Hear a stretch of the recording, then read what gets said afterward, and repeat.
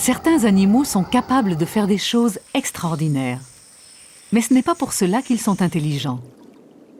Comment savoir d'ailleurs si cela est de la malice, de l'intelligence ou de simples réflexes?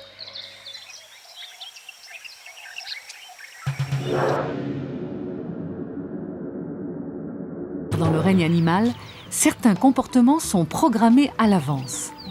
Dans ce cas, on ne peut pas parler d'intelligence.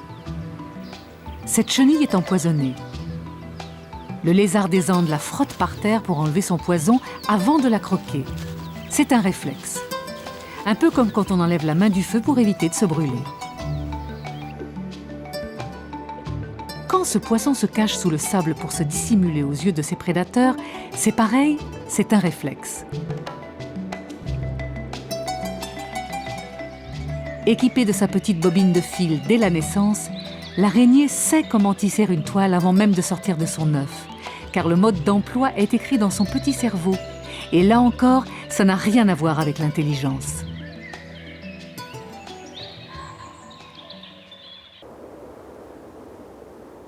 En revanche, chez les oiseaux et les mammifères qui vivent en groupe, on parle d'intelligence sociale. La pêche groupée des baleines franches est une remarquable démonstration d'intelligence. L'opération consiste à tourner autour des poissons et à les terroriser en sautant et en tapant sur la surface de l'eau. Il ne reste plus qu'à encercler ces petits poissons avant de les engloutir. Comprendre qu'il est plus facile de pêcher à plusieurs que seul est une preuve d'intelligence collective.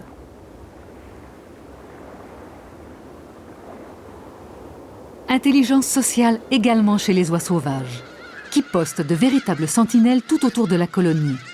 Des sentinelles chargées de scruter l'horizon pour donner l'alarme en cas de danger.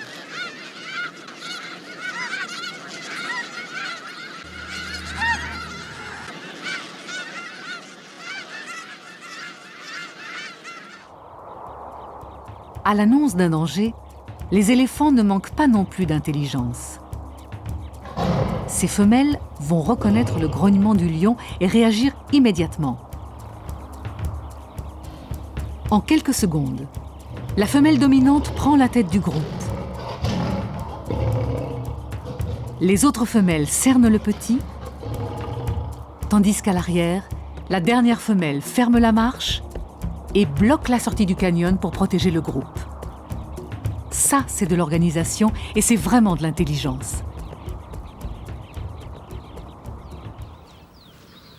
Mais tous les animaux intelligents ne vivent pas forcément en groupe. Même seul, le renard, comme vous allez voir, est drôlement rusé. Quel bel œuf! Zut, la coquille est trop dure. Et si on la cassait contre les cailloux? Eh bien voilà, il suffisait d'y penser.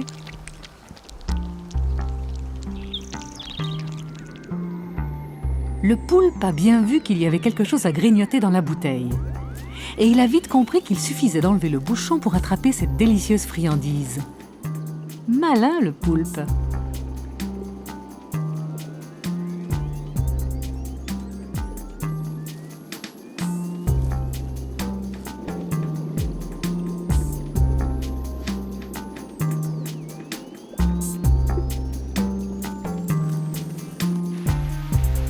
Encore plus intelligents, les grands singes.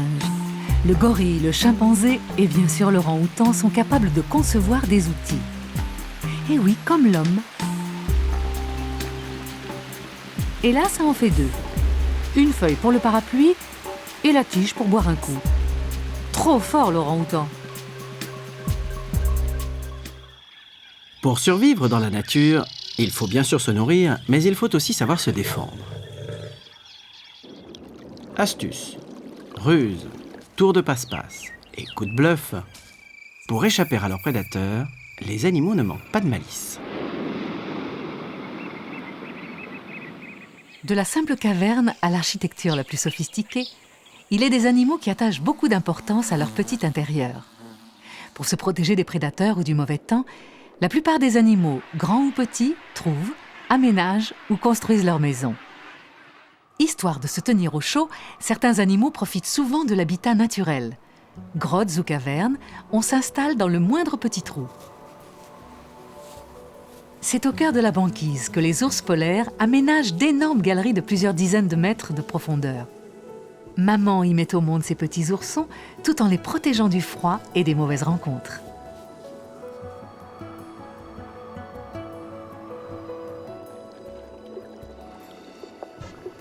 Cet étrange crustacé, la squie, se contente de peu. Une petite planque pile poil à sa taille qui lui permet de se cacher et de choper son casse-croûte sans se fatiguer.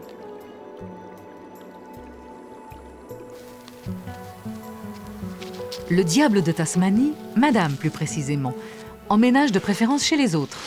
La maison de Madame Wombat, par exemple, entre les racines d'un arbre. Et oui, qui va à la chasse perd sa place. Bon, ça va, j'insiste pas.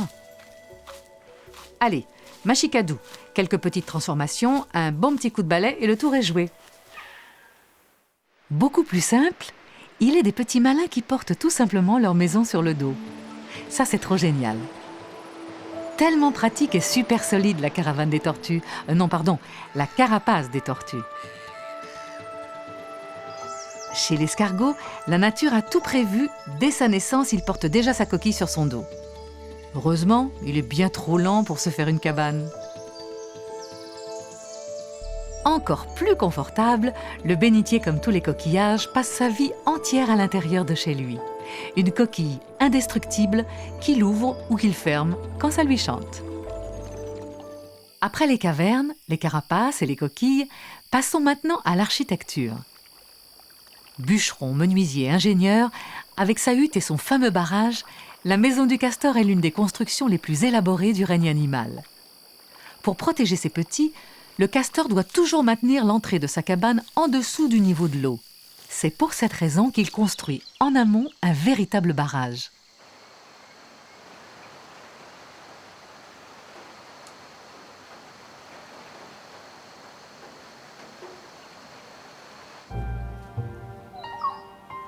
Les oiseaux jardiniers ne lésinent pas non plus sur les moyens. Il faut plusieurs jours de travail, des centaines de brindilles et une incroyable précision pour réaliser ce nid à berceau. Et tout ça pour mademoiselle. Fruits, fleurs, petits cailloux et autres accessoires de décoration, qu'est-ce qu'on ne ferait pas pour attirer sa fiancée? Bon, ça y est? C'est fini? Je peux venir? Pas mal!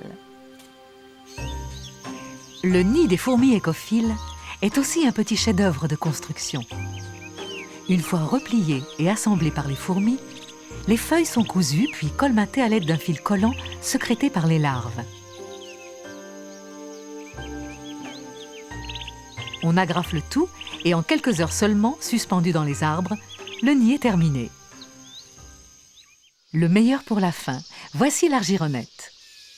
Parce qu'elle ne se nourrit que d'animaux aquatiques, cette araignée terrestre construit sa toile sous l'eau. C'est dans une bulle d'air retenue par la toile qu'elle se loge à mi-chemin entre la surface et son garde-manger.